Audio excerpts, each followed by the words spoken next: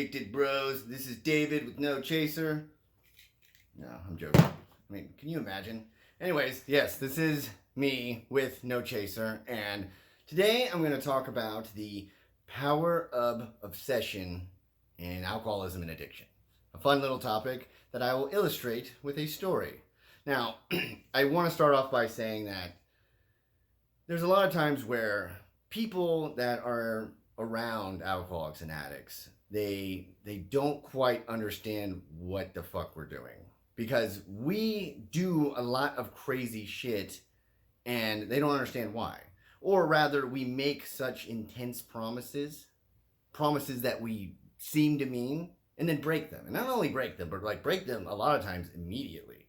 And the thing is that this isn't done because we are just liars. Like, I will say honestly that most of the promises I made to others when I was drinking, I made in earnest. Like, I really meant them. Like, there was many times where I broke a promise and I was just as surprised as they are. Like, I've heard so many people say where they've had these like big things that happen in their life, like some intervention where they see like their kids crying and they see their spouse crying and their parents and just everybody's crying, or they have some huge legal thing that now like comes and fuck up their life, and they have time to reflect and they get a little bit more clear-minded, and they have a total just seemingly paradigm shift of the way they see the world, and they're like, no, not anymore. I'm not gonna live like this anymore. They have a come to Jesus moment or Xenu or whatever, but it's so ingrained in your mind that things will be different. And then like a week later, they're drinking or calling their dealer. And truthfully, they meant it at that time. I meant it at that time. I've had so many just like car rides where I've just been by myself. I'm like, yeah, things are going to be different. Not anymore. And I totally felt it and believed it, and I was drunk later that afternoon. And the thing is that maybe in the beginning, like, obsession works in tandem with delusion to get you to break these promises or to do really stupid shit, which we'll get to. But it works with delusion in a way to where, you know, maybe in the beginning of like your drinking or your using, the delusions were maybe more believable. Like, I will, you know what, I'll moderate. I'll just drink beer. No more shots for me, and that will be good. And you convince yourself to start drinking again because of that. Or I'll only use on the weekends, or it'll be a special occasion, and that will be fine. And that's how you convince yourself to relapse. And those are, you know, more plausible. But as you get further along, the consequences stack up, and you really, I mean, the plausibility of any of these things of moderation are just going out the window. Like, the delusions are more obviously delusions. But you still continue to, I don't even want to say buy into them. You just still continue to give in. Because a big thing about what obsession does to the mind is that it's not winning on logic or reason. You know, like, your mind goes into hyperdrive, and sometimes it can come up with really clever mental gymnastics to get you to be able to drink or use again. But at a certain point, it's not like you're not becoming clever and convincing yourself to do these things. It is just a grind. It is no longer like this sort of like reconceptualization you might do to like really give into what you want. At a certain point, it's just like a war of attrition. And it just slowly, sometimes quickly, just grinds you down to where you're thinking about this fucking thing so much. And it's so relentless, and it feels sometimes permanent. And it doesn't matter how insane the thing is you're about to do. It doesn't matter like what huge promise you made, because at a certain point, if you have nothing that you're remedying those thoughts and that obsession with, it will just wear you down. Your mind will win in the bad way. And the willpower you thought you have, man, that's going out the window. Like, there's so many times where after something horrible withdrawals, just terrible experiences, and you're like, no, like, I will remember this in my mind, how bad I felt, and there's no way I can do it again as long as that's in my mind. The obsession will totally just like wipe that away. It'll be like a fucking Etch-a-Sketch. It just shakes it and it's gone. All those horrible memories and how visceral the memories were of like withdrawals or the family crying or whatever, that's gone, because the obsession just takes over. It just grinds you down, and the thing is, it doesn't have to grind you down and convince you for an entire day that it's okay to drink. It doesn't need to do that. Just has to do it for a moment. And then, because once you start drinking or using, it's off to the races. So it gets you to break promises, and it also gets you to do very stupid things. So there was one time where I was on probation. I was in trouble with the law. I don't know if there's people from different countries. I was in legal trouble, and I was set to where I could not drink. I would go to jail if I drank. And sometimes, to really drive this home, if they do an assessment and you admit that you're fully alcoholic and everything, they will sometimes set you up with a alcohol monitoring bracelet. Now, it kind of looks like an ankle monitor for house arrest. If you've never seen one of those, it looks almost like a beeper that's attached to like this thick strap that they like put around your ankle. I'm not flexible. I don't know why I'm doing that, but like. It's always like strapped around the ankle. And sometimes people see like that they have two of these things and they're like, what? They're on like double house arrest? Why the fuck do they have that? And it's because the alcohol monitoring bracelet looks just like it. So it's tightly attached to your ankle, and what it does is it reads your skin for alcohol. It's kind of amazing how like accurate and how faint it is that it can be triggered by like alcohol content. Like you're not supposed to use like colognes, you're supposed to even watch what you eat just because that thing will go off. And it goes off, most of them, like every 30 minutes. Like the one that they gave to me went off every 30 minutes and it just vibrated really loudly. Can't drink, can't drink. And I hated it and was embarrassed by it. And so like I remember it was like summer too. And I had to wear like long pants to cover it up. And they were like, why are you wearing jeans? It's like 90 degrees. And I remember when I was at work or around people, it would go off, the loud vibration, and I'd pretend to like look for my phone as if it was the phone vibrating because I didn't want them to know that I fucked up my life.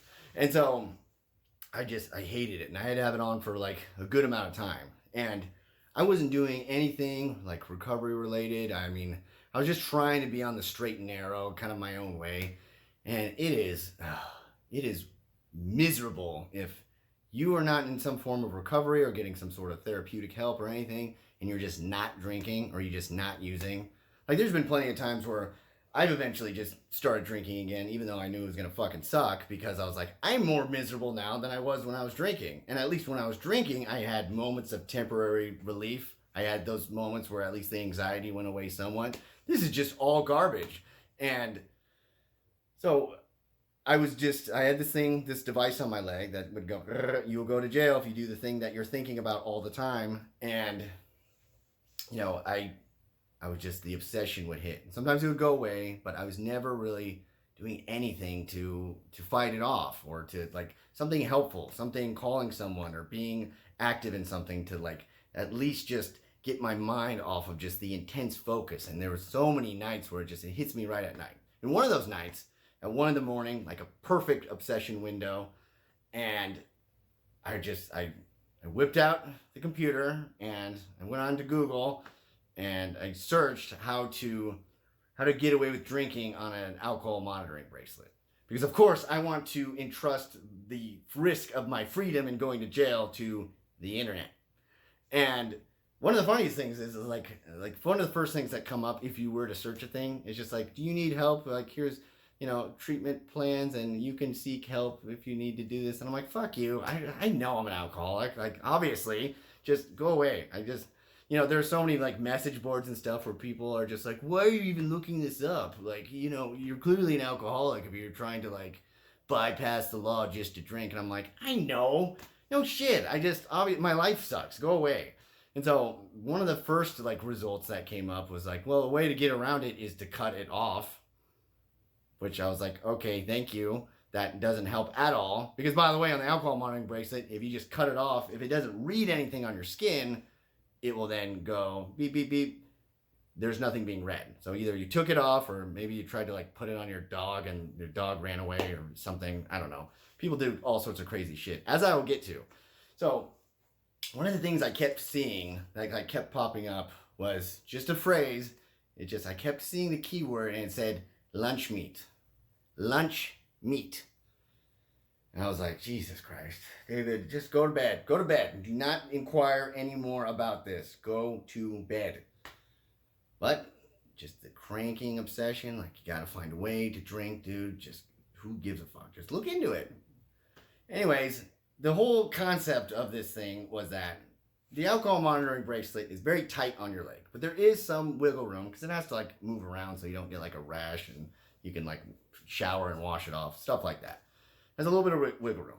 So the idea, the masterminds of the internet were discussing what you could do is you could put some lunch meat in between the monitor and your ankle. And so you couldn't do that with other stuff because if you just put like a cloth or like you put your socks and like, you know, if you tried to block it that way, it's not going to read anything. I don't know how the fuck it works, but it can kind of tell what is skin through like the salt or I don't fucking know. But the lunch meat was supposed to like replicate that. It's kind of like in like Indiana Jones where there's like the gold artifact thing and he has like the sack of whatever and he has to like switch and replace it. It's like that, except you're putting lunch meat on your ankle so you don't go to jail and you're an alcoholic. But almost the same thing. So I remember I was reading this shit and I was laughing. I was like, this is so fucking stupid. Lunch meat? Like, what am I gonna like live my life just packing in the lunch meat? Like literally, like every morning I wake up and I reach for the bottle and I reach for my family size of Oscar Mayer, like daily lunch meat slices. Like that's so stupid. And the other thing is more people were talking about how the lunch meat, it has to say, the lunch meat, it has to stay like soluble in kind of the salts or it dries out really quickly. Turns out if you just have lunch meat on your ankle, it will dry out very quickly and you have to replace it. Some people were talking about like you have to replace it every 4 hours. It's like, holy shit, what is my life going to be? I'm going to just have like an alarm that goes off and I'll be like, hold on guys, I got to take this call and just leave the room and just whip out my bag of bologna and start stuffing it in there. Like, this is so incredibly stupid. So, and, you know, I'm already, like, a big enough weirdo where I'm just buying, like, a jug of vodka at the grocery store. Now, like, I'm going to buy a jug of vodka and, like, a mountain of lunch meat every time. They're like, what is happening in your life? So, I was laughing at this. It was hilarious to me. In about 30 minutes after I shut down the old phone or laptop or whatever I was searching it on, I was like, you know what? Is that really that stupid of an idea? This is the point I'm making about obsession, where this is legitimately stupid. And here, by the way, is even the kicker that's more embarrassing about this is that this wasn't like drunk me doing this shit. There's plenty of like stupid stuff where it's just like you're on your whims or you have no inhibitions and you do stupid stuff. This is totally sober me like doing this stuff with a clear as clearest mind you can possibly have, and I'm like considering the lunch meat idea. And so I'm just like, well, maybe it's worth a shot. And I don't even need to get into all the reasons it's so stupid. My brain was like, well, you could just like drink for like a night and you could do the lunch meat thing. It's like, you never just drink for a night, dude. Like, I still have this, I'm gonna have this thing on for like at least 3 more months. This will be my life. I'll be walking around with ham in my pocket and trying to, like, I will never be able to sleep more than 4 hours, and this will be my life if I do this. Obviously, it's going to fail. Obviously, I'm going to jail. And there's other things I couldn't even consider. Like, I can't go to the dog park if I have lunch meat in my ankle. God forbid, a dog, like, slips by and eats it, and then I'm going to jail. Or if I'm just wasted in my bed and I'm hungry, and I don't even realize I just grab a piece of the lunch meat and eat it, and now I'm going to jail. Like, it's the most insane, again, clear, sober mind, the most insane, stupid thing ever. Like, I don't claim to be very smart, but I do claim not to be totally fucking stupid. And this was totally fucking stupid. But it just kind of kept going, and there wasn't even like, maybe, it was less about that. Again, the reasoning and logic is just out the window. It's just like, dude, I will try this because I have no other option but to drink. This is the only thing I'm thinking about, the only thing I want to do. It's not going away. Even this incredibly stupid idea is now seeming plausible, because what else am I going to do? In your mind, you have no other option. Because that's the thing too. When the way obsession breaks you is, it doesn't have to convince you for a day. The obsession doesn't need to like overrule you and beat you for like an entire day or an entire week. It only needs to beat you just for one moment. Just for one moment. Because once you do drink or use, then the train has now left the station. then it's too late now. All that shit is now coming back. Your mindset, everything is changing once you relapse. And so it has to break you for one moment.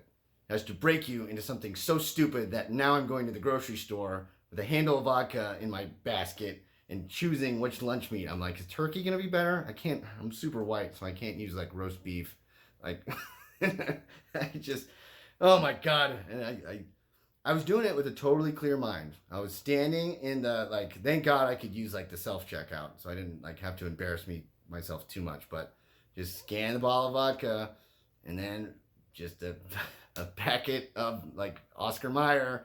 And oh, another thing is I never found out if it actually worked. Oh, because by the way, I did the lunch meat experience, like lasted maybe like 18 hours total. Like there was a certain point where I was just like, once I'd already got drunk, mindset changed. I'm like, fuck this, fuck life. I just cut that thing off, and that's a whole nother story of what happened after that. But like, I knew coming in before I made a decision to do it that it was insane and very stupid. And I knew that like I couldn't do this, and I knew the consequences that faced me if I did do this, and it didn't matter because I didn't do anything to stop the obsession. I just opened up the gates, free range obsession, and just let it run around. And at any point, and a lot of people, alcoholics and addicts will tell you this, where if you just leave yourself with that obsession, it will get you to do just about everything. It will get you to do stupid shit. It will get you to do incredibly immoral shit. It will get you to do it will make you break promises that you would have wagered your soul on, with so much stuff at stake. I can't tell you, I used to work as a case manager in the child welfare system. And there was mothers who were on the verge of losing their kids. And they meant with their tears and with their full-throated declarations that they were not going to pick up and use because everything was so much on the line. These are mothers who would legitimately give up their own life to save their children, and they were on the verge of losing it, and they were like, I'm gonna do it on my own, and I've conjured enough willpower that there's no way I'm going out and using. And it doesn't matter. If you just leave yourself vulnerable, it's you in the ring with obsession. You know, even if the delusions aren't like, you're not even delusional anymore. So that's what happened to me over like the past few years. I got to a certain point where I didn't need to believe in delusions. It was just giving up. It was waving the white flag, and it was saying, I'm gonna drink, this is gonna fucking suck, but I'll worry about that later. And so, sorry to get heavy on what was initially a very dumb story, but that's the way it works. And so I've had more failures than successes, but I try to find ways to break that obsession. Usually the most helpful is just talking to someone else. As I mentioned, earlier, trying to do something to engage yourself so you don't have that mental bandwidth, you don't have the storage space, so to speak, to let those ideas run rampant, and you just keep your mind focused on something, hopefully healthy, something proactive, just so you stop that train of thought that is running your mind wild. Because it is so powerful, it will get you to wager you going to jail on hopefully this turkey will save me. So dumb. Anyways, I hope you like and subscribe and tell people if you find this interesting. I'll start doing more videos, and I'll maybe mix in some more story times just to make sure that the stories are on the internet, and I will never get a good job in the future, but it's all worth it. I don't know. But anyway, be well. Do not put baloney on your ankle. It will not save you. See you guys later.